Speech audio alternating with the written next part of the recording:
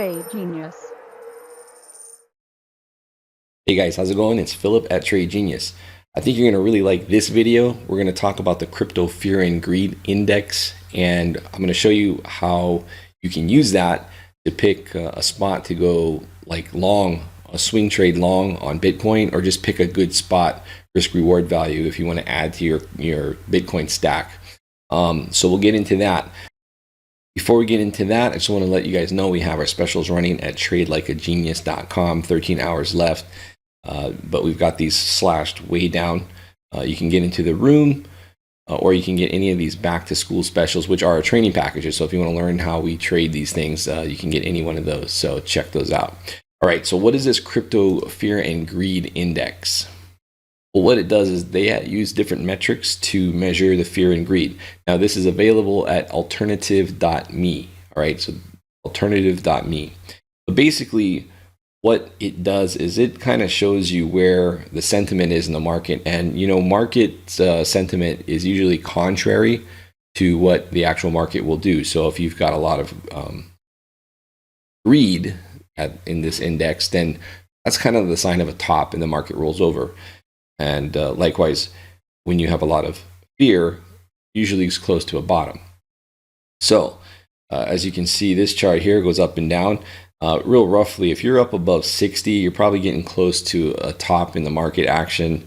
And likewise, if you're down below 20 and nearing 10, you're really close to a bottom. That's a simple way to look at it. But I've broken it down a little bit further so that you can see how this chart correlates to the actual price chart. So let's take a look at example here. Back in February, you had basically this index of 15, and then it spikes up to 40 real quickly. Now that's because it was really volatile back then. Remember that. Again, you have a low reading here down to 8, and then a spike back up to 36.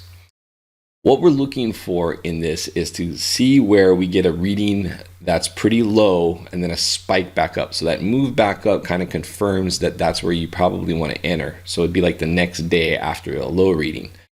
For example, here you have a low on March 30th of 12 and then a move up to 16. That's a signal to get in. Or you have one a few days later at 11 and then a move back up to 22. So this area here is an area to get in. I'm going to show you how this correlates to the price chart here in a second. But I want you to understand it's get a low reading below 17, and then a move back up above whatever. You know, it could be higher than 17, it could be way higher, but you're looking for that. You're looking for the bottom of the fear index and then a move up to validate an entry. And this would be on a daily time frame. Again, over here in May, you have a low of 16 and a move up to 38. Same thing here on June 15 and to 19. Over here, we have a move of 15 to 16. I have all these marked off on the chart. And most recently here, we have a fear of 16 and then a move up to 18. So that's an entry right about now. So how does this correlate to the price chart? Okay, so every one of those points that I just pointed out is represented by this blue line with where the low was of the index. So when we started off, remember we said we had a couple entries where it was really volatile next to each other. So here's an entry where that would have validated and you got a small bounce up and then it rolled back over. And we can zoom into this a little bit more just so you can see that better.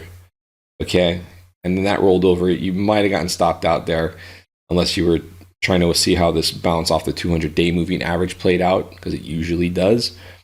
Likewise, you also had a backup signal here to get long. So you could have stopped out there if you wanted the lows to hold, then re-entered here with a stop here, and that provided a nice bounce up.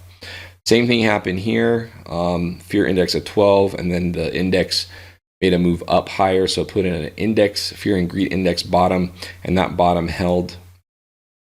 Fear index of 16 here, small bounce, not as much, but you still went from 72.30 up to 77, so it was a several $100 bounce. I mean, that's actionable. This one here, fear of index of 15, actually rolled over, but then the very next one, which happened about less than 2 weeks later, signaled here, and then that pretty much held that level and then a nice move back up. So that's how I like to identify where these bounces may occur. The most recent one that we saw was here, where we got a fear index of 16, and now we're starting to see a move up. So sometimes it might take a few days for the move to manifest and move up. Sometimes it marks the bottom right there, but keep that in mind, that this crypto fear and greed index works pretty well when you get a bottom and then a move up. So where these bottoms are, and simply you're just looking for a reading below 17 and then a move up higher than the current move below 17 to give you the signal where the bottom potentially is on this index. But as you can see, as you approach, if you get really low readings around 10, you may historically be able just to enter on that reading and get close to a bounce as well. So anyway, I thought I would share that with you. That's how I would play this thing. Again, that's at alternative.me. I'll put the link in the comments below. I think that's going to be one of the helpful tools in your arsenal as you accumulate Bitcoin or just want to swing trade it. That's just one of the tools that you can use. Again, guys, check out our specials, tradelikeagenius.com. Lots and lots of powerful educational material there. Well worth your money. Guys, thanks again for watching. I'll see you on the next video. We'll take a look at some Bitcoin price action tomorrow. Take care. Bye.